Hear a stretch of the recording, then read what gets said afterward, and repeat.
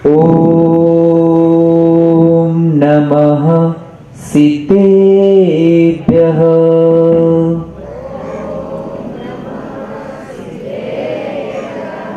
ओम नमः सिद्धेभ्यः।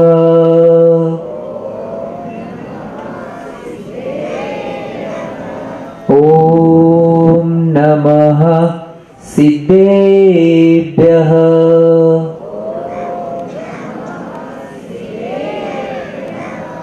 पूजाति पूजेयतिभिः सुवन्द्यम् संसार गंभीर समुद्र सेतुं ध्याने कनिष्ठं गरिमा गरिष्ठम् आचार्यवर्यं प्रणमामि नित्यं श्री शांति सागरं प्रणमामि नित्यं श्री सन्मति सागरं प्रणमामि नित्यं।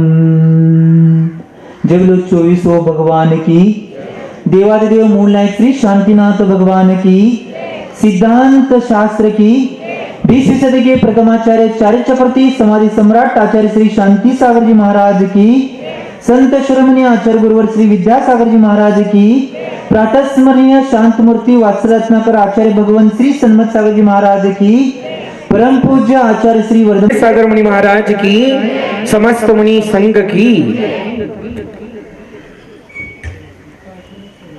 भव्य जीवानो, आज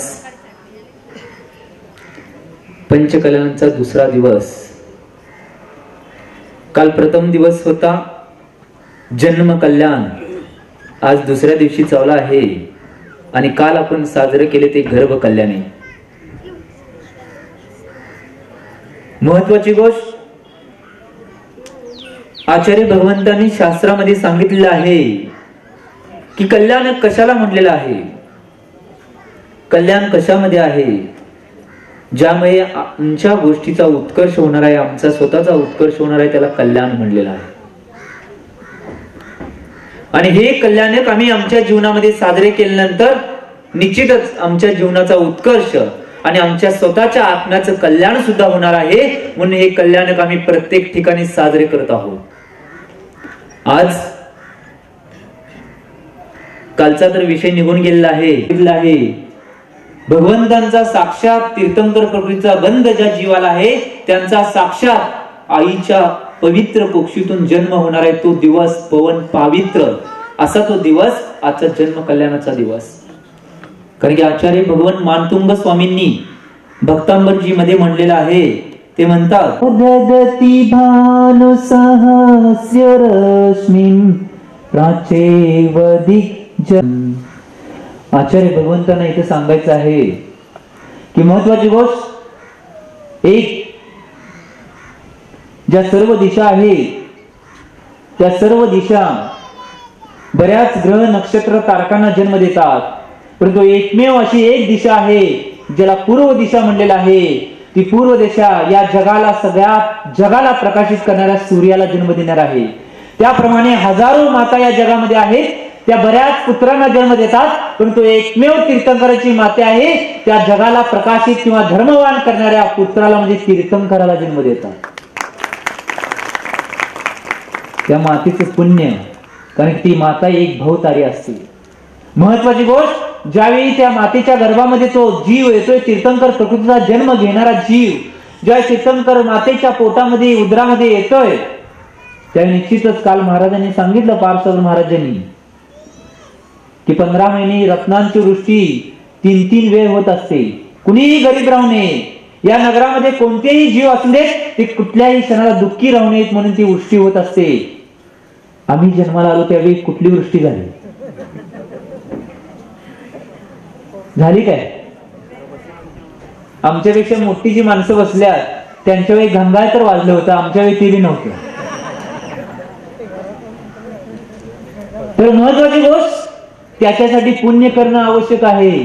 तीर्थंकर प्रकृतीचा जन्म जो घेणारा जीव आहे तो साक्षात पुण्याचा एवढा साठा आपल्याला साठा करून येतोय, तो साठा एवढा मोठा असतोय, निश्चितच त्याची प्रत्येक गोष्ट ही कल्याणक बनते. परंतु आमच्यासारखी पापी जीव आहेत ते निश्चितच जन्म घेताना विचित्र विचित्र गोष्टी घडतात.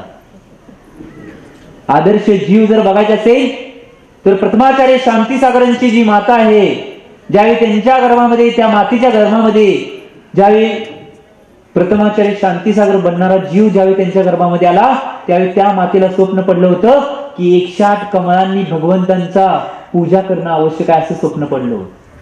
आता तुम्हाला कोणाकोणाला काय काय स्वप्न पडले तुम्ही विचार करा, त्यानुसार ठरवा आमचा मुलगा कोण कोण होणार आहे.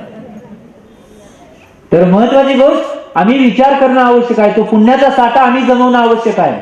आज महत्वाची गोष्ट आमच्या जीवनामध्ये, काल संस्काराचा दिवस होता, आज महत्वाची गोष्ट आमचं सगळं काही सर्वस्व आहे ते सर्वस्व पणाला लावणारा दिवस आहे. तो कोणता असेल तो जन्म कल्याणाचा आहे. संस्कार तर आमच्या आत्म्यावर होतील, परंतु जन्म सुद्धा उत्कृष्ट कुलामध्ये, उत्कृष्ट जातीमध्ये आणि विशिष्ट वंशामध्ये होणं आवश्यक आहे.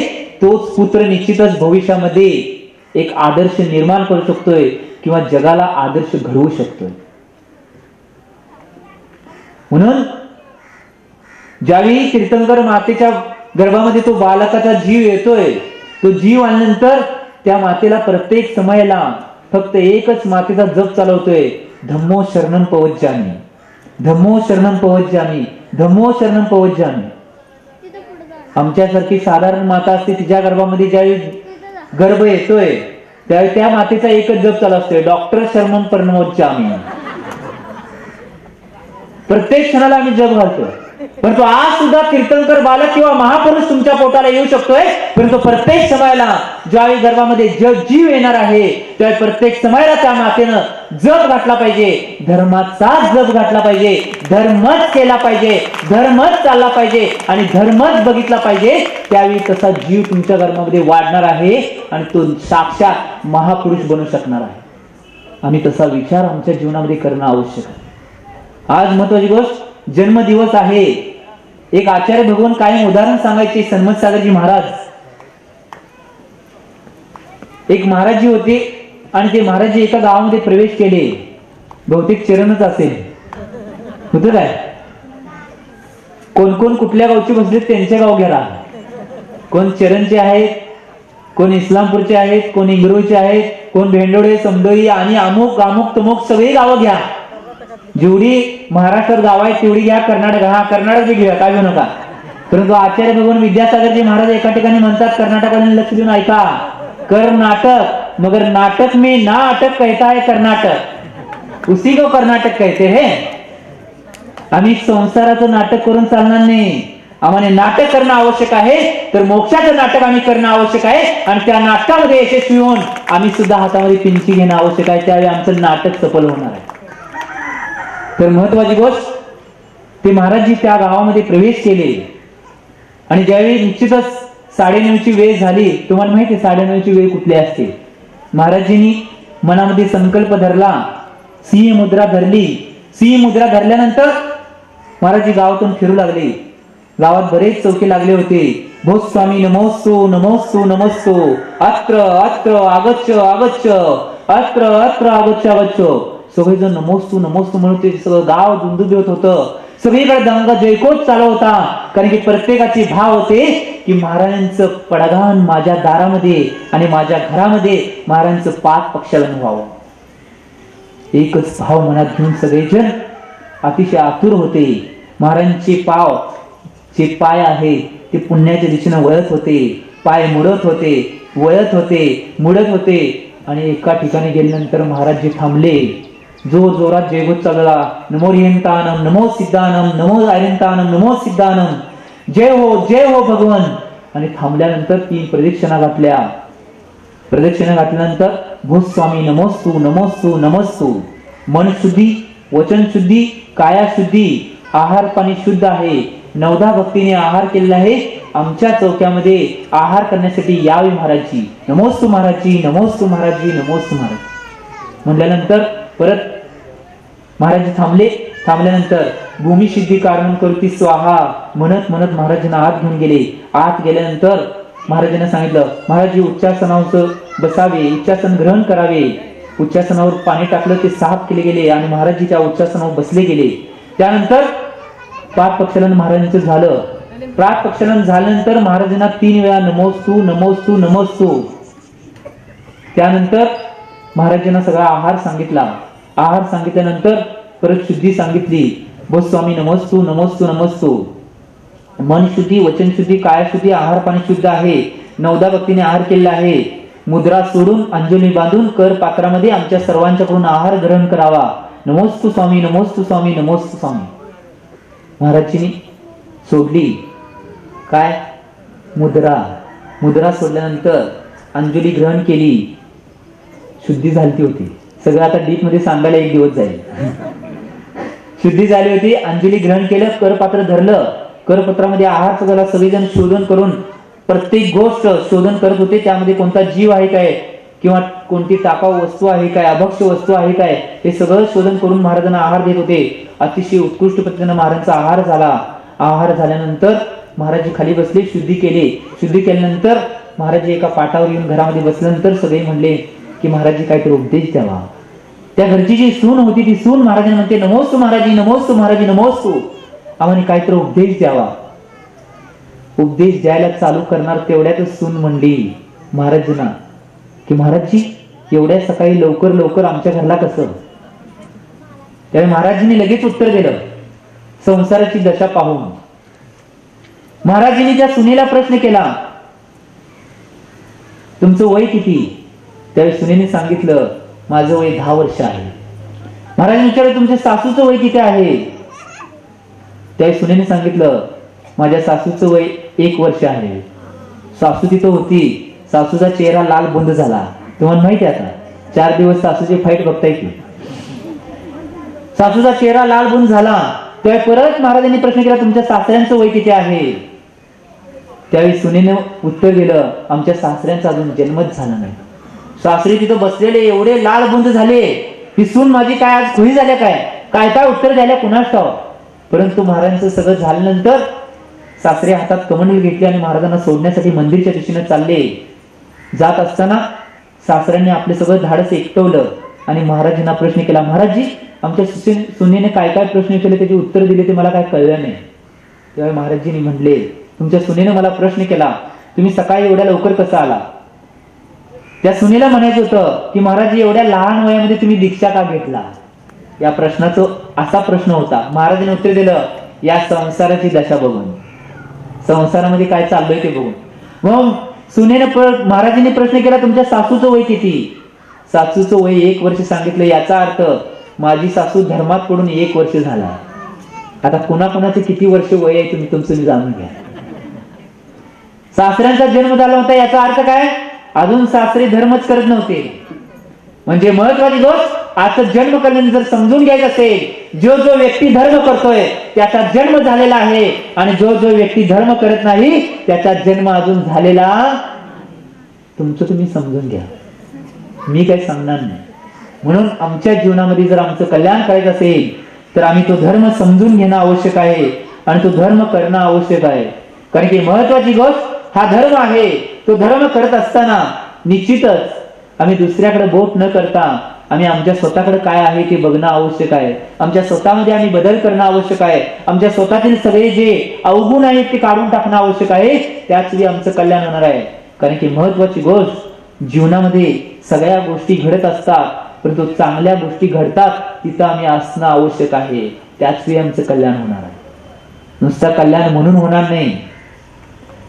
बरेच जण म्हणतात महाराज भाव करा भाव करा. मग मी चेष्टेने त्यांना म्हणतोय भाव करा, तुम्ही बी भाव करा, पुढ्यात ताट ठेवा, नुसता भाव करा, जेवलो जेवलो, पोट भरलं पोट भरलं. भाव करून पोट भरणार नाही. त्या क्रिया करायला लागतील. त्या पिठापासून भाकरी बनवावी लागेल. त्या सगळ्या प्रक्रिया करायला लागतील. भाकरी बनल्यानंतर सुद्धा नुसतं ग बसून पोट भरणार नाही, तर ती भाकरी तोडावी लागेल. तोडल्यानंतर ती भाजीमध्ये बुडवत नाहीत, भाजी त्यात घ्यावी लागेल, सारामध्ये बुडवावी लागेल, ते तोंडात घालावे लागेल. तोंडात घातल्यावर सुद्धा पोट भरणार नाही, ते चावावे लागेल. चावल्यावर सुद्धा पोट भरणार नाही, पुण्य तेवढं पाहिजे, त्याच्यामध्ये लाळ मिक्स व्हायला पाहिजे, त्यावेळी ते आपल्याला पचणार आहे, नाहीतर कधीही पचणार नाही. तो पुरुषार्थ करणं आवश्यक आहे. आम्ही नुसताच म्हणलो भाव केले भाव केले भाव केले झाले नाही, भावानं काही होणार नाही. सक्का भाव असून नाही, चुलत भाव असून, तर अंतरंगातल्या भावानं सगळं होणार आहे. तुमच्या सख्या आणि चुलत भावानं काय होणार नाही, तर अंतरंगातले जे भाव आहे त्या भावानं सगळं घडणार आहे. आमचे भाव चांगला असणं आवश्यक आहे. कारण की आचार्य भगवान एक उदाहरण सांगायचे, सगळ्यांनी कान उघडे ठेवून ऐका. की एक गाव होतं आणि त्या गावामध्ये एका घराला, मोठ्या घराला आग लागली होती. आग लागली होती आणि आग लागल्यानंतर ज्या जिल्ह्याच्या ठिकाणी ज्या सगळ्या अग्निशामकच्या गाड्या असतात त्या सगळ्या तिथं घरापाशी आल्या होत्या. त्या आग विझवण्याचा प्रयत्न करत होत्या. घरातील शेजारचे लोक आहेत ते हंड्यानं, हौदानं, वेगवेगळ्या हातात काय साधन असेल ते भरून त्यात पाणी टाकत होते, तरी सुद्धा काय आग आटोक्यात येईना. त्याच वेळी त्या घराच्या शेजारी एक झाड होतं, त्या झाडावर एक चिमणी बसली होती आणि ती चिमणी काय करत होती, ती चिमणी एका हौदामध्ये जाणार, चोचीमध्ये पाणी घेणार आणि त्या बंगल्या, त्या आगी लागलेल्या त्या आगीमध्ये फेकून येणार. तिथंच झाडावर एक माकड बसलं होतं. ते माकड हे सगळं बघायलंय आणि ते माकड त्या चिमणीला म्हणतंय, एक चिमणे, अग्निशामक ओले एवढ्या मोठ्या बंबानं पाणी मारलंय, गावातली लोक हंड्यानं हौदानं पाणी मारल्यात, त्यांच्या हंड्यानं हौद्यानं आग विझना आणि तुझ्या चोचीतल्या पाण्यानं आग विझणार आहे. ती चिमणी उत्तर देते, ते महत्वाचं आहे, सगळ्यांनी लक्ष देऊन ऐका. ती चिमणी म्हणते, मला सुद्धा माहितीये की माझ्या चोचीतल्या पाण्यानं आग विझणार नाही, परंतु ज्यावेळी चरणगावचा इतिहास लिहिला जाईल की अमुक अमुक या बंगल्याला आग लागली होती, त्यावेळी त्या इतिहासामध्ये आग विझवणाऱ्यांच्या यादीमध्ये माझं नाव असणार आहे, आग लावणाऱ्यांच्या यादीमध्ये माझं नाव नसणार आहे. तसा ज्यावेळी चरणाचा इतिहास लिहिला जाईल त्यावेळी सगळ्यात चांगल्या गोष्टीमध्ये आम्ही सहभागी असणाऱ्यांच्या लिस्टमध्ये आमचं नाव असणार आहे. पुढचं मी सांगत नाही, तुम्हाला माहिती. म्हणून आज जर काय करायचं असेल तर महत्वाची गोष्ट, इतिहास आम्हाला जर बनवायचा असेल तर आम्हाला इतिहास माहित असणं आवश्यक आहे. इतिहास जर घडवायचा असेल तर इतिहास पहिला जाणून घेणं आवश्यक आहे. त्याच वेळी आम्ही इतिहास घडवू शकणार आहे. आमच्या जीवनामध्ये आम्ही सगळं कार्य करत जाणं आवश्यक आहे. त्याच वेळी आमचं कल्याण होणार आहे. त्याचबरोबर एक महत्वाची गोष्ट, आज सगळ्यात महत्वाची महाराजांनी सांगितलं मंदिरात काय काय करायचं. आज महत्वाची गोष्ट, सगळ्यात महत्वाची गोष्ट कोणती करणं आवश्यक असेल तर स्त्रियांनी पहिला सौंदर्य प्रसारणाचा त्याग करा. आज सगळ्यात मोठं हे भूत स्त्रियांच्या वाडीमध्ये लागलेलं आहे. आमच्या मुलींच्या आणि स्त्रियांच्या वाडीमध्ये हे भूत लागले. हे कुठलं भूत आहे? पाश्चात्य संस्कृतीचं भूत आहे. तर महत्वाची गोष्ट, काय काय लावताय? लिपस्टिक, पावडर, फेरा फेरन काय लावले जाते? फेरन लवली. भैयाची तिकडे प्रतिचार म्हणजे फिरवून फिरवून लावतात म्हणून त्याचं नाव फेरन लवली. फिरवून फिरवून लावत ते लिपस्टिक, फेरन लवली, पावडर सगळं लावतात. महत्वाची गोष्ट, एका ठिकाणी एक नीतिकार म्हणतोय, या नव्या जगतात, या नव्या युगात पावडर लिपस्टिकचा मेळा आहे म्हणून 60 वर्षाच्या आजीला वाटते माझं वय 16 आहे. परंतु लिपस्टिक पावडर लावलो किंवा शॅम्पू लावलो किंवा काही लावलो तर कधी 60 वर्षाच्या आजीचं वय 16 कधी बनणार नाही. जे वय आहे ते वयच असणार आहे. आचार्य भगवंतांनी शास्त्रामध्ये सांगितलं आहे की महत्वाची गोष्ट, जो दिगंबर रागांची भक्ती करणार आहे त्याला सुंदर रूप पावलं नाही. भक्ती सुंदर रूपम. रत्नगर श्रावचारमध्ये 154 नंबर, 118 नंबरची गाथा आहे, 17 नंबरची गाथा आहे. 117 नंबरच्या गाथेमध्ये आचार्य भगवंत समर्थ स्वामीजी म्हणतात, भक्ती सुंदर रूपम. दिगंबर मुद्रांची, खऱ्या देवशास्त्रगुरूंची आम्ही भक्ती केल्यानंतर आम्हाला सुंदर रूप प्राप्त होतंय. पावडर आणि लिपस्टिक लावल्यावर सुंदर रूप प्राप्त होणार नाही, तर भगवंतांची किंवा शास्त्राची किंवा गुरूंची भक्ती केल्यानंतर सुंदर रूप प्राप्त होणार आहे. आम्ही कितीही उठाठेव करून दे, काही होणार नाही. कारण की एक महत्वाची गोष्ट, मी कायम ज्या ज्या ठिकाणी जाईल तिथं प्रवचनात सांगतोय, एक धर्म अशी गोष्ट आहे की धर्म केल्यानंतर तुम्हाला सगळं काय प्राप्त होणार आहे, तुम्ही भिण्याची गरज नाही. कारण की तुमचं विज्ञान आहे, ते विज्ञान तुम्हाला आकाशामध्ये उडायला शिकवेल, तुमचं विज्ञान तुम्हाला पाण्यामध्ये पोहायला शिकवेल, परंतु तुमचं विज्ञान तुम्हाला कसं जगायचं हे शिकवणार नाही. कसं जगायचं शिकायचं असेल तर एक धर्माकडे येणं आवश्यक आहे, त्यावेळी कसं जगायचं हे कळणार आहे. म्हणून धर्म करणं आवश्यक आहे. कारण की एका ठिकाणी एक नीतिकार म्हणतोय, हमारा धर्म कोई निरमा पाउडर नहीं, हमारा धर्म कोई निरमा पाउडर नहीं जो पहले इस्तेमाल करे फिर विश्वास करे। हमारा धर्म तो LIC पॉलिसी तरह है जो जीवन के साथ भी और जीवन के बाद भी। म्हणून आम्ही धर्म करणं आवश्यक आहे, त्याच वेळी आमचं कल्याण होणार आहे। म्हणून आमच्या जीवनामध्ये आम्ही धर्म करणं आवश्यक आहे, त्याच वेळी आमचं कल्याण होणार आहे। मी एवढेच भाव करतो कारण की माझी वेळ संपत आलेली आहे की तुमचं सुद्धा हे पंच कल्याण करत असताना या सगळ्या जीवांचं कल्याण व्हावं। जर तुमच्या सगळ्या जीवांचं कल्याण झालं, सगळ्या जीवांची कल्याणाची भावना भानी म्हणजेच त्याचंच पंचकल्याण साजरं होतंय। कारण की आचार्य भगवंतांनी शास्त्रामध्ये सांगितले आहे, जो विश्व कल्याणाची भावना बांधतोय, षोडशकारणाची भावना भावतोय, त्याला तीर्थंकर प्रकृतीचा बंध होतोय। कारण की आचार्य भगवंत कुंद स्वामीजी प्रवचन चार्जी या ग्रंथामध्ये म्हणतात, पुण्य फला अर्यंता, पुण्याचं फलच अर्यंत पदाची प्राप्ती आहे। आम्ही जर पुण्य वाढवलं, धर्म केला, धर्माच्या क्रिया केल्या तर निश्चितच त्याचं फल आम्हाला अर्यंत पद प्राप्त होणार आहे। मी एवढीच भावना करतो कि मानव जीवन मिला है बेस्ट, मानव जीवन मिला है बेस्ट, उसे मत जाने दो वेस्ट, मानव जीवन मिला है बेस्ट, उसे मत जाने दो वेस्ट, पाप को दो रेस्ट, अपने आप की कर लो टेस्ट, तभी हम सबको मिलेगा मोक्ष का एवरेस्ट, तभी हम सबको मिलेगा मोक्ष का एवरेस्ट। जब